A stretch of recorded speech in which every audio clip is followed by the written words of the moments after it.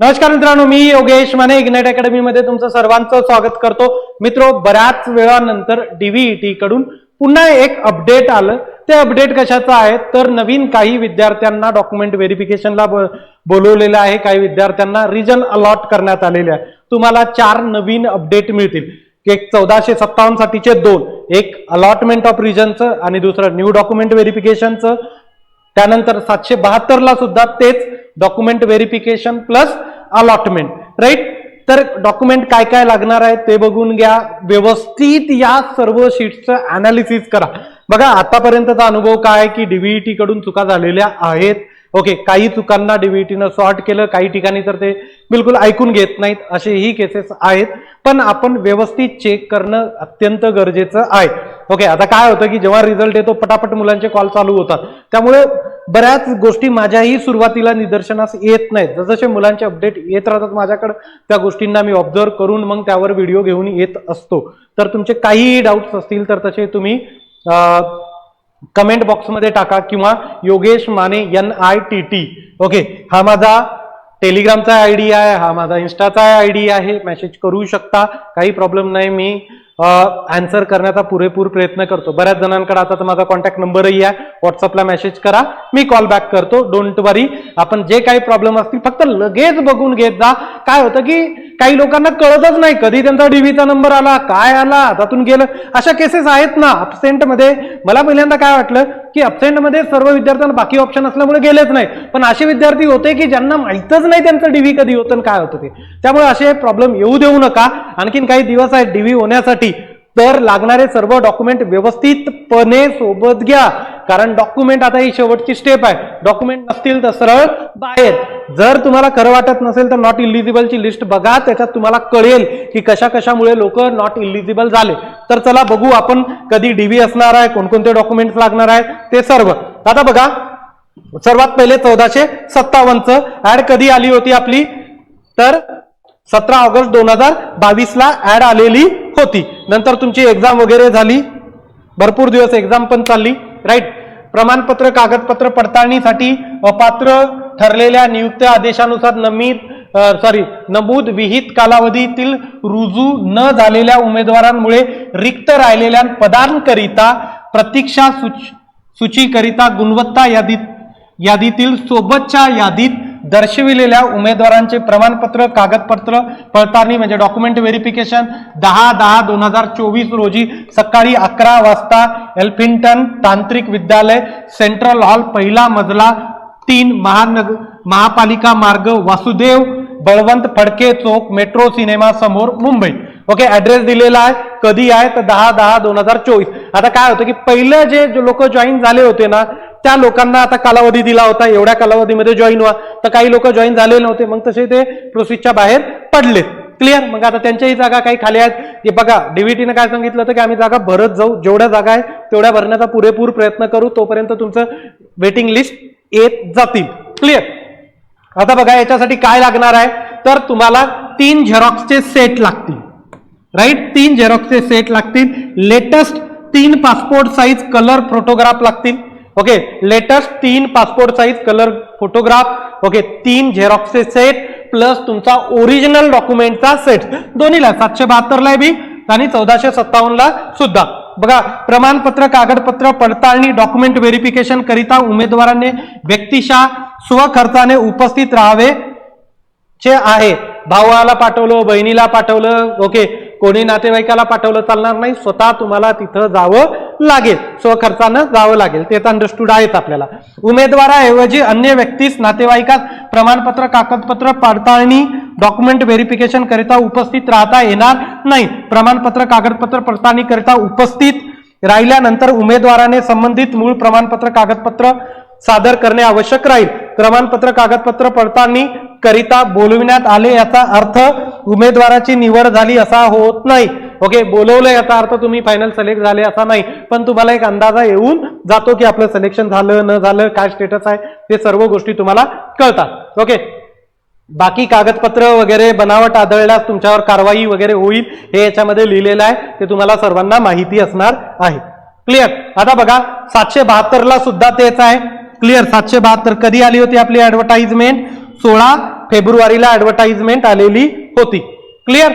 तिथंही तुम्हाला काय लागणार आहे, इथंही बघा दिनांक 11/10 ते 10/10 आहे. 11/10 सकाळी 11 वाजता एल्फिंटन्स तांत्रिक विद्यालय, सेंट्रल हॉल, पहिला मजला, 3 महानगरपालिका मार्ग, वासुदेव बळवंत फडके चौक, मेट्रो सिनेमा समोर, मुंबई. क्लिअर? 3 झेरॉक्स सेट लागतील, लेटेस्ट फोटोग्राफ तुमचे 3 लागतील, दोन्हीला 1457 आणि 772 दोन्हीला सुद्धा ते लागणार आहे. क्लिअर? त्या व्यतिरिक्त आता बघा काय काय सर्टिफिकेट लागतील तुम्हाला. डोमिसाईल सर्टिफिकेट तुमच्या सोबत ठेवायचं आहे, लागणार आहे. नॅशनॅलिटी डोमिसाईल कुठल्याही डेटचं असेल तरी चालतं. ओके, आताही जरी तुम्हाला नसेल तर काढून घ्या. क्लिअर? त्याचसोबत वयाचा पुरावा. आता याच्यामध्ये यांनी काय लिहिलंय बघा, सक्षम प्राधिकरणाने दिलेला जन्म वयाचा दाखला पुरावा. राईट? असं सक्षम प्राधिकरणानं म्हटलं, पण अडचण येते तुम्हाला 10वीचं SSCचं सर्टिफिकेट, ज्याला 10वीची सनद म्हणतो, ते सोबत ठेवावं लागेल. ते लागते म्हणजे लागते. आणखीन कालावधी आहे, ते कुठं मिळते तुम्हाला, तर बोर्डाचं तयार होतं पण ते तुमच्या शाळेत आलेलं असतं. ज्या शाळेत तुमची 10वी झाली त्या शाळेमध्ये तुमचं हे सर्टिफिकेट राहते. ज्या लोकांनी काढलं नसेल त्यांच्यासाठी सांगतोय, 10वीचं सर्टिफिकेट लागतं. ओके, काही म्हणतील जन्म नोंद चालते, ते चालते, खूप प्रॉब्लेम क्रिएट करतात ते लोक. ओके, नियमानं चालते पण अडचणी क्रिएट करतात. मग कशाला अडचणीत पडायचं, तर 10वीचं सर्टिफिकेट घेऊन जायचं. क्लिअर? एज्युकेशनल क्वालिफिकेशन, जे तुमचे क्वालिफिकेशन आहे त्याचे ओरिजिनल डॉक्युमेंट लागतात. 3 Xerox set, 3 passport size photo लागतात, पण ओरिजिनल डॉक्युमेंट तुमचे पूर्ण एज्युकेशनल डॉक्युमेंट लागतात. अनुभवाचं प्रमाणपत्र, राईट, तुमचं एक्सपिरियन्स लेटर लागतं. राईट? त्या एक्सपिरियन्स लेटरच्या ऍडिशनल काय सोबत ठेवायचं त्यांनी सांगितलं बघा इथं. ओके, अनुभव प्रमाणपत्रासोबत सदर कालावधीत संबंधित स्थापनेत दिलेल्या मासिक वेतन चिठ्ठी म्हणजे सॅलरी स्लिप. ओके, वेतनाबाबतच्या बँक पासबुकची नोंद. ओके, म्हणजे स्टेटमेंट, बँक स्टेटमेंट. त्यानंतर भविष्य निर्वाह निधी, पीएफ ज्याला म्हणतो, पीएफ असेल ना, सगळ्यात बेस्ट डॉक्युमेंट आहे पीएफ. क्लिअर? पीएफचं डॉक्युमेंट असेल तर तुम्हाला जास्त काही बोलायची गरज पडत नाही. एक्सपिरियन्स लेटर, पीएफ हे 2 दाखवलं तर ते समजून जातात, कारण सगळ्यात ऑथेंटिक डॉक्युमेंट पैकी एक पीएफ समजलं जातं. त्याचसोबत बघा, लहान कुटुंबाचे प्रतिज्ञापत्र, लग्न झालं असो नसो ते तुम्हाला लागतं. राईट? आपल्या इग्नाइटच्या टेलिग्राम ग्रुपवर आपण ऑलरेडी टाकलं. या पीडीएफच्या सर्वात शेवटी तुम्हाला डॉक्युमेंट व्हेरिफिकेशनला लहान कुटुंबाचं प्रमाणपत्र मिळते, ते लागेल. त्यानंतर जात वैधता प्रमाणपत्र असेल तर ठीक आहे, नंतरही तुम्हाला ते सादर करता येतं. राईट? आर्थिकदृष्ट्या दुर्बल घटकातील उमेदवारांना सन 22-23च्या आर्थिक वर्षात वैध असलेले EWS प्रमाणपत्र सादर करणे आवश्यक आहे. ओके, आता बघा व्हॅलिडिटी नंतर चालते, कास्ट सर्टिफिकेट तुम्हाला घेऊन जावं लागेल. राईट? व्हॅलिडिटी नंतर चालेल. त्यानंतर नॉन क्रिमिलियर. आता नॉन क्रिमिलियर कधीचं लागते, तर 22-23चं लागते. ओके, आता कोणाकोणाला लागते, VJA म्हणजे NTA, BC, D, SBC, OBC. Okay, यांना लागतं. त्यासोबत या प्रवर्गातील असल्याचे तसेच खुल्या प्रवर्गातील महिला उमेदवारांना महिला आरक्षणाचा लाभ घ्यायचा असल्यास आवश्यक. ओके, म्हणजे ज्या मुलींना महिला रिझर्वेशनचं बेनिफिट घ्यायचं आहे ना, त्यांच्यासाठी NCL लागतं. खुल्या प्रवर्गातली लेडीजचं, बाकी कॅटेगरीवाल्या लेडीजकडे तर NCL लागतं, तरच त्यांना ते कॅटेगरीचं ही बेनिफिट मिळतं. पण काय, आता काही म्हणतील की सर आता लागत नाही. आता लागत नाही, नवीन GR नुसार लागतं का, तर महिलांच्या रिझर्वेशनसाठी नाही लागत नवीन GR नुसार. पण त्यावेळेस तो GR लागू होता का, नाही. त्यामुळं लेडीजच्या रिझर्वेशनसाठी नॉन क्रिमिलियर लागतं. पुढं बघा, दिव्यांगाचं प्रमाणपत्र. राईट? त्यानंतर अनाथ प्रमाणपत्र, ऑर्फनचं असलेलं, खेळाडू असेल तर खेळाडू, जर असेल आरक्षण हे तरच हे लागतं. क्लिअर? व्हेरीफाय झालेलं लागतं. राईट? शासनाने घोषित केलेल्या खेळातील स्पर्धेत प्रावीण्य प्राप्त केल्याचे सक्षम प्राधिकरणाचे निर्गमित केलेले प्रमाणपत्र. त्यानंतर माजी सैनिकाचा, राईट, प्रकल्पग्रस्ताचा सर्टिफिकेट. त्यानंतर भूकंपग्रस्तांचा दाखला, जे असतील त्यांच्यासाठीच आहे. भूकंपग्रस्ताचा दाखला. त्यानंतर पदविकाधारक अंशकालीन उमेदवार असतील तर त्याचे प्रमाणपत्र, नाहरकत प्रमाणपत्र. ओके, त्यानंतर संगणक अर्हता प्रमाणपत्र. आता इंजिनिअरिंग वाल्यांना लागत तर नाही. नावात बदल झाल्यास त्याबाबतचे प्रमाणपत्र, ओळखपत्र कुठलं तरी असावं, पासपोर्ट, पॅन कार्ड, आधार कार्ड. ओके, मतदान कार्ड, त्यानंतर ड्रायव्हिंग लायसन, यापैकी कुठलंही एक असलं तर चालेल. बघा, आता हे अलॉटमेंट, रिजन अलॉट झालेला आहे 772 साठी. तर ज्यांना काहींना रिअलॉट पण झालेलं आहे. राईट? तर त्यांचं पण जे रिजन आहे ते दिलेलं आहे बघा. Millwright maintenance mechanic. Okay, तर अशा हे त्यांचं याच्या पुढं रिजन अलॉटमेंट दिलेलं आहे 772 मधल्या काही विद्यार्थ्यांचं. क्लिअर. त्यानंतर assistant store keeper, senior clerk याच्या अगोदर काय होतं मिल राईट, त्यानंतर hostel superintendent, assistant store keeper. Clear. हे झालं. त्यानंतर 1457 मध्ये बघा निकालाच्या अनुषंगाने संबंधित प्रादेशिक विभागाद्वारे उमेदवारांच्या नियुक्तीचे आदेश निर्गमित करण्यात आले आहेत. तदनंतर उपलब्ध झालेल्या पदांकरिता सोबतच्या यादीत 32 उमेदवारांना विभागांचा वाटप. ओके. एका उमेदवाराला रिअलॉट केलं रिजन. ओके. तर दिलेलं आहे यांनी क्राफ्ट इन्स्ट्रक्टर, फिटर, वेल्डर वगैरे सर्व त्या 32 लोकांचं याच्यामध्ये काय रिजन अलॉट आहे ते दिलेलं आहे. ओके. हे वेगवेगळ्या लोकांचे ते रिजन अलॉट झाले त्यांच्याबद्दलचं. ओके. आता 772 मध्ये कोणाकोणाला डॉक्युमेंट व्हेरिफिकेशनला बोलवलेलं आहे त्याची ही लिस्ट त्यांनी दिलेली आहे. क्लिअर. प्रत्येक ट्रेड वाईज लिस्ट दिलेली आहे. जसं की junior supervisor, superintendent, technical, millwright maintenance mechanic, millwright mechanic electrical, maintenance mechanic electronic, त्यानंतर store keeper, assistant store keeper.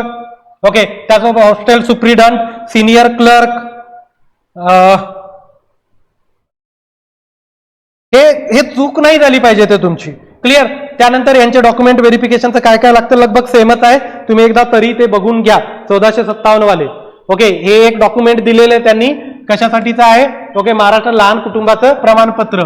Clear. तुम्हाला वेबसाईटवर मिळेल, आपल्या टेलिग्रामच्या ग्रुपमध्ये सुद्धा मिळेल. आता डॉक्युमेंट व्हेरिफिकेशन 1457 मध्ये कोणाकोणाला बोलवलेलं आहे ते पण ट्रेड्स याच्यामध्ये दिलेलं आहे. जसं की क्राफ्ट इन्स्ट्रक्टर, फिटर, त्यानंतर टर्नर सोबत वेल्डर, आणखी इलेक्ट्रिशियन नंतर वायरमॅन नंतर मशिनिस्ट ग्राइंडर, प्लंबर. ओके. त्यानंतर craft instructor, sheet metal worker, त्यानंतर क्राफ्ट इन्स्ट्रक्टर मेकॅनिक डिझेल, त्यानंतर mechanic tractor, mechanic motor vehicle.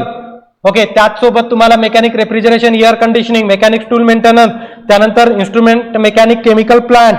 Okay. त्याचसोबत maintenance mechanic chemical plant, attendant operator chemical plant, pump operator cum mechanic, त्यानंतर surveyor, tool and dye maker. Okay. त्यानंतर electronic mechanic, त्याचसोबत draughtsman mechanical.